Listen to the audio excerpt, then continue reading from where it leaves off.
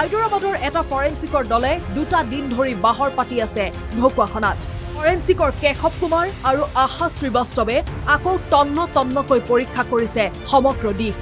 সুনীল গগৈৰ পত্নী পুত্ৰ সহ আন 4জন ব্যক্তিকো সাইকোলজিক্যালি জেৰা কৰিছে CIDয়ে। সুনীল গগৈৰ পত্নী সংবাদ মাধ্যমত মুখ খুলি ক'লে যে যিহেতু নেকি তেওঁলোকে যদিহে তেওঁলোকৰ কিবা প্ৰমাণ আছে, তথ্য পাইছে, আমাৰ ঘৰখনৰ সকলো মানুহকে মাৰি পেলাওক, হত্যা কৰি পেলাওক। সংবাদ মাধ্যমৰ আগত মুখ খুলি ক'লে সুনীল গগৈৰ পত্নীয়ে। যিহেতু তেওঁ কৈছে আমাক সিমান্ত শাস্তি দিব নালাগে, যিহেতু নেকি আৰক্ষীয়ে জেৰাৰ পিছত জেৰা, CIDয়ে জেৰাৰ পিছত জেৰা সোধপোছ কৰি আছে, যিহেতু নেকি শাস্তিৰ ওপৰত শাস্তি সকলো কথা। আৰু তেওঁৰ ল'ৰাজনক বিশ্ববিদ্যালয়ত এতিয়া পঢ়িবলৈ লৈ আছে, যিহেতু নেকি এতিয়ালৈকে এডমিশ্যন দিবলৈ দিয়া নাই, বহুত মানে প্ৰব্লেম হৈ আছে। যিহেতু নেকি সুনীল গগৈৰ পত্নীয়ে তেওঁ ঢকুৱাখানা আৰক্ষী থানাত গৈ দৰখাস্ত দিছিলে। সেই দৰখাস্ত তেওঁলোকে একচেপ্ট কৰা নাই, যিহেতু নেকি এতিয়ালৈকে তেওঁৰ পুত্ৰ জেৰা কৰি আছে আৰু সেই জেৰাটো এতিয়ালৈকে অব্যাহত থাকিব বুলি জনাইছে CIDয়ে আৰু আৰক্ষীয়ে।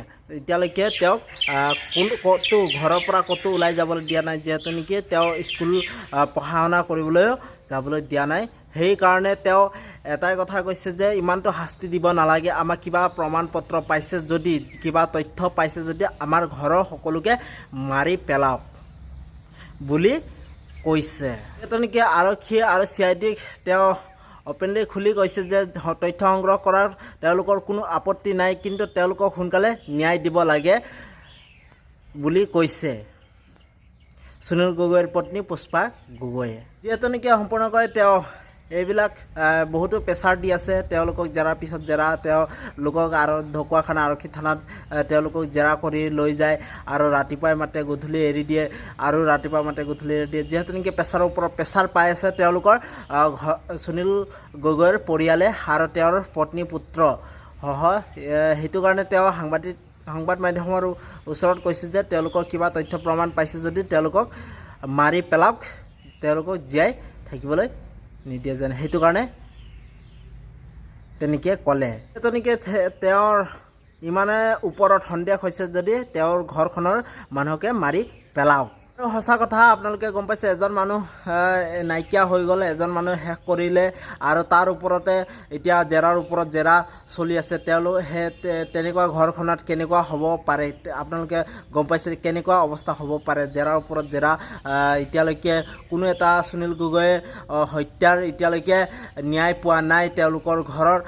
সুনীল এতিয়ালৈকে জীয়াই আছে নে হত্যা কৰি পলায়ন কৰি আছে, এতিয়ালৈকে কোনো এটা তদন্তত উপায় বিচাৰি পোৱা নাই, তদন্তত কোনো সফল হ'ব পৰা নাই CIDয়ে আৰু আৰক্ষীয়ে। কিন্তু এতিয়ালৈকে কোনো তথ্য প্ৰমাণ পোৱা নাই, কিন্তু জেৰাৰ অব্যাহত আছে সুনীল গগৈৰ পত্নী পুত্ৰ আৰু তেওঁৰ সপৰিয়াল বৰ্গত। কিন্তু এতিয়ালৈকে বহুতো শাস্তি পাই আছে তেওঁলোকৰ পৰিয়ালে। সেইটো কাৰণে এই কথাই কৈছে যে সংবাদ মাধ্যমৰ ওচৰত তেওঁলোকক মাৰি পেলাওক, ইমানটো যদিহে ন্যায় দিব নোৱাৰে, যদি তথ্য প্ৰমাণ পাইছে তেওঁলোকক মাৰি পেলাওক। এতিয়ালৈকে তদন্ত সোনকালে লাগে, কিন্তু তথ্য বিচৰাৰ কোনো আপত্তি নাই।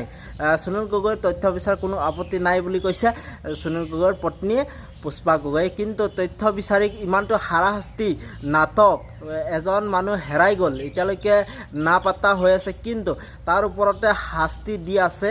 সেইটো কাৰণে তেওঁ এই সামাজিক মাধ্যমত এই কথাষাৰ ক'লে। আৰু আৰক্ষীয়ে CIDক কৈছে যে যিহেতু নেকি ইমানটো জেৰা চলাই আছে যদিও কিন্তু এতিয়ালৈকে তথ্য প্ৰমাণ পত্ৰ পোৱা নাই, কিন্তু সেইটো কাৰণে তেওঁ ক'লে ইমানটো শাস্তি দিব নালাগে, যদি সন্দেহ পাইছে, তথ্য পাইছে, প্ৰমাণ পাইছে, তেওঁলোকক ঘৰখনক শাস্তি নিদি মাৰি পেলাওক, এইটোৱে কৈছে। তো মোৰ ভিতৰতো আছিলে ইমানে। তো মোৰ ভিতৰত যদি আপোনালোকে চাই ভাল পালে যদি প্লিজ আপোনালোকে লাইক, ছাবস্ক্ৰাইব আৰু কমেণ্ট কৰি জনাব। তো ঠিক আছে, বাই বাই। তো নতুন এটা ভিডিঅ' আপোনালোকক লগ পাম। তো